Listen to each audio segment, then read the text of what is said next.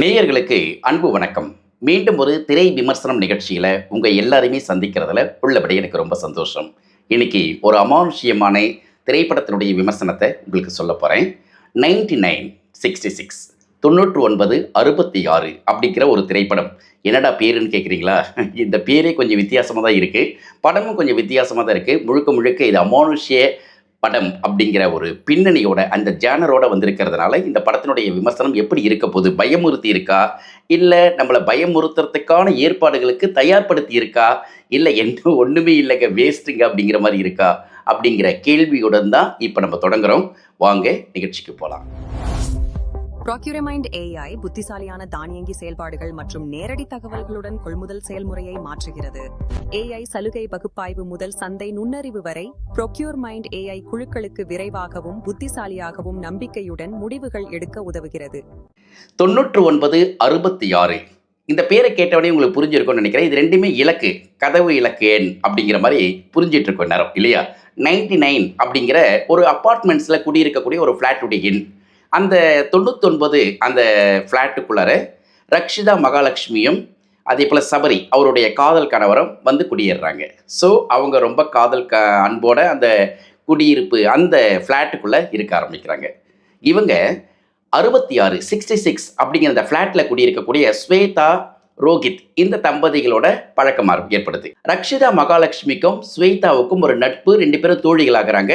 2 பேரும் பேசிக்கிறாங்க, 2 பேரும் பழகிக்கிறாங்க, நட்பு ரொம்ப பலப்படுது. இது ஒரு பக்கம் போயிட்டு இருக்கு. இந்த குடியிருப்பு பகுதியினுடைய தலைவராக, அந்த அடுக்குமாடி குடியிருப்பினுடைய தலைவராக எம்எஸ் மூர்த்தி வரார். எம்எஸ் மூர்த்தி இந்த படத்தினுடைய இசையமைப்பாளர், தயாரிப்பாளர், இயக்குனர் கூடவே இந்த படத்தில் நடிச்சிருக்காரு. ஸோ அவர் வந்து அந்த குடியிருப்பு அடுக்குமாடி குடியிருப்பினுடைய தலைவராக இருக்கிறதுனால ஒவ்வொரு ராத்திரி நேரத்துலையும் அது வெளியே போகணும்னு ஆசைப்பட்டு வெளியே வருவார். ஒரு ஆந்தை வந்து அவரை தடுக்கும். ஏன் தடுக்குது, எதுக்கு தடுக்குது அப்படின்லாம் தொடர்ச்சியாக நடந்துக்கிட்டே இருக்கும். இது ஒரு பக்கம். இந்த பக்கத்தில் வந்தால் இந்த சபரியும் ரக்ஷிதா மகாலட்சுமியும் கணவன் மனைவி தானே, தன்னுடைய மனைவியை கொலை பண்ணுவதற்காக பலமுறை முயற்சி பண்ணுறாரு சபரி. என்னடா இது வித்தியாசமாக போகுதேன்னு சொல்லிட்டு யோசிக்கும்போது இந்த இதுலேருந்து ஒவ்வொரு முறையும் வந்து ரக்ஷிதா மகாலட்சுமி தப்பிக்கிறாங்க. தப்பிச்சு வந்துகிட்டு இருக்கும்போது இதுக்கு மத்தியில் ஒரு நாள் அவங்க என்ன பார்க்குறாங்க, ஸ்வேதாவை ரோஹித் கொலை செய்கிறாரு அப்படிங்கிறத மாதிரி அவங்க உணர ஆரம்பிக்கிறாங்க. உடனடியாக என்ன பண்ணுறாங்க, குடியிருப்பு வாசிகள் எல்லாம் கூப்பிட்டுன்னு போய் அதை தடுக்கணும்னு சொல்லிட்டு அழைச்சிட்டு போகிறாங்க. ஸோ எல்லாரும் போகிறாங்க எங்கே, 66 அப்படிங்கிற அந்த ஃப்ளாட் எண்ணுக்குள்ளே இருக்கக்கூடிய வீட்டுக்கு.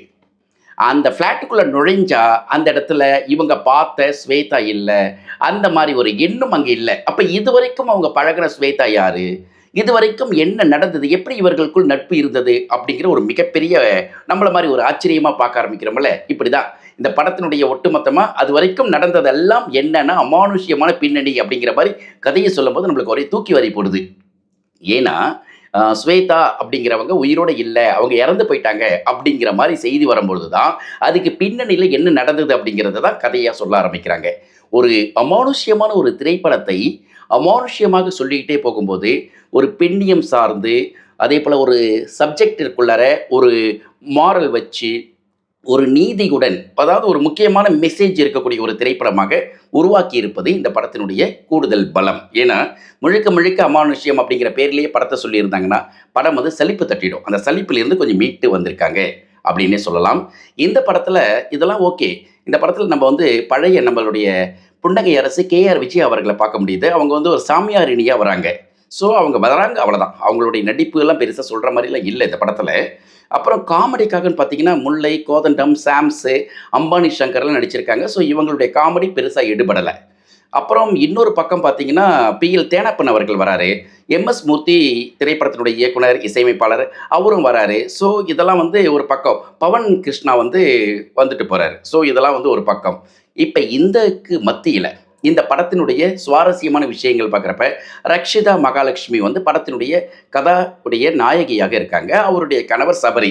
சபரிக்கும் இவங்களுக்கும் ஜோடி பொருத்தம் அவ்வளோ பெருசாக சொல்லிக்கிற மாதிரி இல்லை, இருந்தாலும் பரவாயில்ல, ஓகே அப்படின்ற மாதிரி. இன்னொரு பக்கம் ரோஹித்தும் ஸ்வேதாவும் காட்டும்பொழுது அது அந்த பேர் ஓகே, இருந்தாலும் அங்கே இருக்கக்கூடிய அந்த விஷயங்கள் ஒத்து வரலை சில நேரங்களில். இந்த 99, 66 இந்த 2 எண் இலக்கு கொண்ட அந்த ஃப்ளாட்டுக்குள்ள இருக்கக்கூடிய விஷயத்தை அந்த குடியிருப்பு அடுக்குமாடி தளத்திற்குள் எப்படி அதை வந்து கன்வே பண்ணுறாங்க அப்படிங்கிறதா படத்தினுடைய சுவாரஸ்யம். அந்த சுவாரஸ்யத்தை ரொம்ப அழகாகவே பண்ணியிருக்காங்க. படத்தினுடைய ஒளிப்பதிவாளர் சேவிலூர் ராஜா. சேவிலூர் ராஜா வந்து ரொம்ப அழகாக பண்ணியிருக்கார் கேமராவை. அந்த அமானுஷ்ய படங்களுக்கு என்ன பண்ணணுமோ அந்த வேலையை பண்ணி முடிச்சிருக்கார். மீனாட்சி சுந்தரம் படத்திற்கான படத்தொகுப்பை செய்திருக்கிறார். படத்தினுடைய எடிட்டர் அவர் தான். இதெல்லாம் தாண்டி படத்துக்கு வந்து இசை, பின்னணி இசை, அப்புறம் வந்து தயாரிப்பு, நடிப்பு ஒரு பக்கம், இன்னொரு பக்கம் டைரக்ஷன். ஸோ படத்தினுடைய இயக்குனராக எம்எஸ் மூர்த்தி என்ன செய்திருக்கிறார் அப்படின்னா ஒரு அட்டெம்ப்ட் பண்ணியிருக்கார், அவ்வளோதான். ஒரு அமானுஷ்யமான ஒரு படத்தை கொடுப்பதற்காக நான் முயற்சி செஞ்சுருக்கேன் பாருங்க வந்து அப்படிங்கிற மாதிரி அவர் ரொம்ப டீட்டெயில்டாக இல்லாமல் ரொம்ப தெளிவாக தன்னை இதுதான் அப்படின்னு சொல்லிட்டு அலட்டிக்காமல் ஒரு படத்தை கொடுத்துருக்கார். இந்த படம் வந்து வெற்றி திரைப்படமா அல்லது வெற்றி அடையக்கூடிய வாய்ப்புகள் இருக்கக்கூடிய திரைப்படமா அப்படிங்கிற விமர்சனத்தை நான் சொல்லலை. ஒரு அமானுஷ்யமான படத்திற்கு பின்னணியில் ஒரு பெண்ணியம் சார்ந்த ஒரு சிந்தனையை முன்வைத்ததற்காக வரவேற்கிறேன். மற்றபடி இந்த படம் வந்து பெருசாக சாதிக்கக்கூடிய திரைப்படமான ஒரு பின்புலத்துடன் வரவில்லை. இருந்தாலும் கொஞ்சம் பயமுறுத்தி பார்க்கணும், இல்லை ஒரு அமானுஷ்யமான ஒரு படத்தை பார்க்கணும் அப்படின்னா என்ஜாய் பண்ணலாம் நீங்கள் போய் தேட்டரில். அதுக்கான கேரண்டி, ஒரு மினிமம் கேரண்டி இந்த படத்துக்குள்ளே இருக்குது.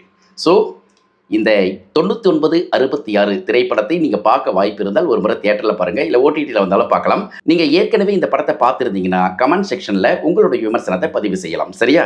சரி, இந்த விமர்சனத்துக்கு நீங்கள் என்ன மதிப்பெண்கள் கொடுப்பீங்க? இஷ்டப்பட்டு கொடுங்க, இல்லை கஷ்டப்பட்டாலும் கொடுங்க.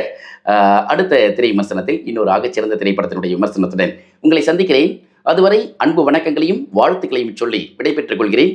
என்றும் உங்கள் நேசத்திற்குரிய Naga. See you. Bye bye.